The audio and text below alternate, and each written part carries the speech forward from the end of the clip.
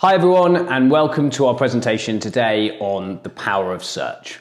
My name's Adam, I'm the Chief Revenue Officer and one of the co-founders at Sourcebreaker. So Sourcebreaker is a search and match AI-powered technology. And part of everything that we do, we analyze searches made by recruiters on a daily basis, whether that be within our platform or before they join the Sourcebreaker journey. With all the searches that we receive from recruiters, we took these and we did an analysis on searches from over 10,000 different recruiters. And this is what it said. Amazingly, 48% of the searches that we received from a recruiter pre-coming onto the Sourcebreaker platform contained errors. This could be something as simple as a spelling mistake or some formatting issue, the wrong Boolean operator used, but nearly half of all searches that we received had an error and therefore weren't gaining the best results for the user. We found that 100% of recruiters who sent us their searches were able to increase their relevant candidate pools and find people that they had not been seeing before. And that 100% of recruiters were able to actually save time, work smarter, and be more efficient with their candidate searching. So let's talk about gaining a competitive advantage. The marketplace, how it is right now, has never been more competitive. Candidate availability is at an all-time low. So how, as a recruitment agency, do you find candidates that other people are missing, especially when everybody's got the same sources? Unfortunately today, I'm not going to reveal the secret of a secret job board that has a pool of candidates on it that no one else has heard about. But what I'm going to be able to teach you is some search tips that will enable you to get more out of the sources that you're currently searching, whether that be from your CRM system, from the CV databases, or from somewhere like LinkedIn. So we're going to start today with looking at spelling mistakes. And everyone always says, Adam, why would I want to find a candidate who can't spell on their profile? Well, one of the things to really take into account is there's actually no spell checker when you create a LinkedIn profile. The first thing you're going to do after watching this video is go and check your own profile to see if there's any errors in. I certainly did when I found this out. There might still be some spelling mistakes just to be catching you guys out. So if we have a look at the word manager, very common senior job title. There are over 2 million people on LinkedIn that have the word manager or management spelt wrong on their profile. So that is a huge pool of candidates that are going untapped by recruiters when actually spelling the job title or management right. And just to put this into context, people say, the quality of those candidates probably isn't as high because they're not able to spell right on their profile. If we actually have a look for managing director, so misspelling of managing director, look at the companies on the right-hand side of where these businesses are. So you've got 4 people from HP, 4 people from Citibank, 4 people from Credit Suisse, 4 people from Morgan Stanley, and 2 people from Pfizer. And I tell you what, I don't think there's any recruiter watching this who wouldn't mind the fee for placing any of those managing directors at those blue chip companies. So start to think when you're building out your search, are there any very common mistypings, typos, misspellings of the particular job title or skill that you're looking for? So once we've looked at spelling mistakes, the next tip we're going to have a look at is acronyms.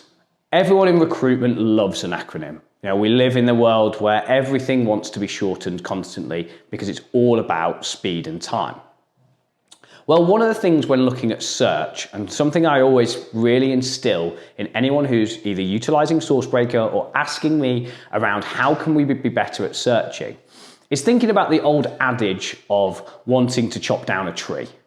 So they say when you're going to go cut a tree down that you should spend 90% of your time sharpening the axe and actually 10% cutting down the tree. When you're thinking about search, you want to do it in the same way. You want to be able to actually really hone in on building and crafting the perfect search. So then once you can then actually run that across the different platforms, your time is more efficient and you're actually finding the correct candidates and only sourcing the right people for the role. So when we look at acronyms, everyone thinks that this is a time saver. Let's just quickly write down the acronym into our search and find people and get to market. But imagine the amount of people that you're missing. So we're taking an example here of looking for a vet. So within the veterinary industry, you have a accreditation board called the RCVS, which stands for the Royal College of Veterinary Surgeons. So if we type in vet and RCVS, we get 340 results. If we then look for vet and RCVS or the Royal College of Veterinary Surgeons, we actually find 512 results. So that's a 51% increase in the candidates available for looking both for the acronym and for the longhand way of written. And for any IT recruiters who are watching this, if you think about Java Enterprise Edition, a little known fact, there's actually more candidates out there who reference Java Enterprise Edition than they do JEE. Let's have a look at job titles. So we looked at misspelling job titles, but one of the things that's more prevalent than ever across all different industries is these weird and wonderful job titles that everybody has. And I think that is, a real change in the market whereby people have a lot of scope in terms of, how they're actually crafting and the levels of seniority that they have within their job titles. So let's have a look at this example. So there are over 24,000 quality assurance managers who don't say the phrase quality assurance manager anywhere on their profile. So let's look at Kerry as the first example at the top here. So her job title is Senior Manager hyphen Quality Assurance and Improvement at Standard Chartered Bank. In essence, for all intents and purposes, Kerry is a quality assurance manager. But as you can see, that phrase is nowhere within her job title. So try looking and reversing around the job title and the order in which the words are used, because ultimately you're finding qualified candidates for that role who aren't referencing themselves as the most obvious way in which a recruiter will search. Again, untapping candidates that everybody else and your competition especially are missing. An asterisk. So Adam, I don't need to know any of these synonyms, ways of writing things, all of that, because all I have to do is stick an asterisk at the end of the word and it will pick up all of the different variations for me, doing the legwork. Well, unfortunately, one of the key things when thinking about search is actually updating your knowledge to understand what platforms search in what way and how that changes over time. So let's rewind 5-6 years. The asterisk was a well-known search tip that I'd have probably been stood on this video telling you to use on certain platforms. However, across all of the main platforms within the market right now, an asterisk doesn't work. And actually you can see from this example that sometimes it's actually detrimental to your search results. So if we look for the word engineer, we get just over 978,000 results for engineer. If we then add the asterisks, you can see from here, we actually get 6 less results than we do for purely engineer on its own. If we then expand this and actually look for a synonym for engineer, so looking for engineering, we actually increase our results to just over 1.8 million. So by having just one synonym within our search rather than an asterisk, we have a 92% increase in the candidate pool from there. Let's have a look at abbreviations. So just as we had when we were looking at acronyms, again, people love to do everything shorthand these days. We're all time poor, everyone's trying to find a shortcut. So let's have a look at manager. So we've looked at misspelling it, now we're going to look at shortening it. So there's actually over 700,000 people in the UK who say MGR or MNGR. I'm not going to try and pronounce those as shorthand words. And then if we look at senior developers, there is over 23,000 people who say S&R developer or SR developer.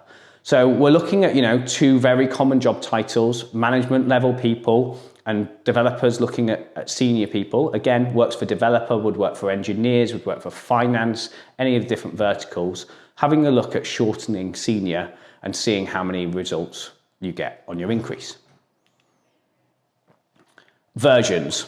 So quite a typical IT topic, but also if you're in other industries, start to think about, are there different qualifications and like years of those qualifications? Do you need an accreditation that gets updated? Is the other example of utilizing this. So let's have a look at HTML, a very common development skill. And in the UK, there are over 35,718 people who actually state HTML5 as one word, but do not reference the word HTML anywhere on their profile. So for those of you less familiar with search, let me explain this. If you have HTML5 with no space between the word HTML and the number 5, the platform that you're searching on will look for that as a total. So if somebody has just referenced HTML, that will not pick that up. So therefore, you're missing over 35,000 candidates by not including the different variations and versions within your search. And this is just looking at HTML5. Think about version 1, 2, 3, 4, 5, 6, all of those. Imagine the increases that you can see across your candidate pools. Splitting and combining. Sounds very, very simple, but whenever you think of a word that can either be hyphenated, it can be one word, it can be two words, it almost gives you 3 or 4 different possibilities for how someone could write it. And ultimately, this is all the things that we're looking for, is any of the ways in which a candidate could say their job title, their skill, their keyword in a different way to what is the norm. So let's have a look at the word front end, so a development term. There's over 27,000 results, 20,006 for front end as one word, all combined. If you then look for the word combined or front space end, that now increases our results to 134,508. That's a 400% increase in candidates by just looking for the word front end as one combined, but also splitting that first word. Imagine if you start to think about these increases in candidates and actually the cumulative benefits of each of these different tips as they come together. So Adam, how do I find out all of these synonyms and different ways in which you can reference job titles and keywords? Well, I'm going to let you into a little secret, and it's all about Google. We go to Google everything these days, and you can even go to Google for finding synonyms. So a little tip here, and this is where an asterisk does come in, so not in our searches, but we can use it on Google. So if you write a particular word or phrase, put the space, then an asterisk, then a space, then the other part of the word or phrase, then what Google will do is it will look for those parts of phrase or word within 5 words of the other. So in this example here, you can see we're looking for head of, space, hyphen, space, finance. So we're looking for within 5 words, head of and finance, and any combination between. And what you'll see in the results is there's head of commercial finance, head of corporate finance, and this is how we build out all of the different variations and synonyms that we're looking for to enter into our search and increase our candidate pools. So time. We've alluded to this a few times in terms of people are time poor, people want speed to market, you want to get to the very best candidates before anybody else.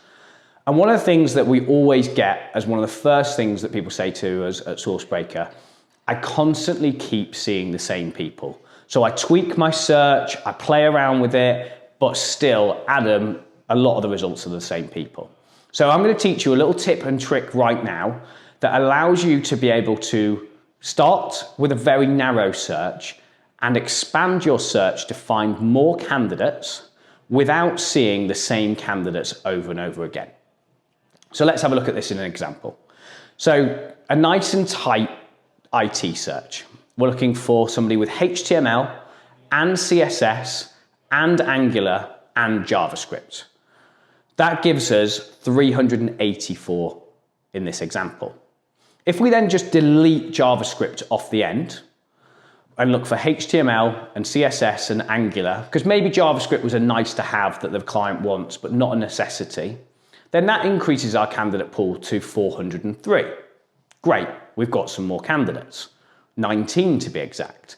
The only trouble is those 19 candidates are buried in that list of 403 people. And I don't know about you, but when I'm scanning through a list of 403 people, I'm not remembering 384 of them that I've already seen. So I'm therefore going to be missing the 19 people within it. However, rather than just removing JavaScript off the end, what if we actually use an exclusion? So in this example, if we look for HTML and CSS and Angular and not JavaScript, then what that allows us to do is to actually just highlight those 19 candidates and not see the 384 that we saw in the first search. So just bringing those new candidates and the expanded search right to the top. So thank you very much for listening to the video today. If you want to get in touch with the team, then find out more about SourceBreaker, click onto the website and book a demo with the team today.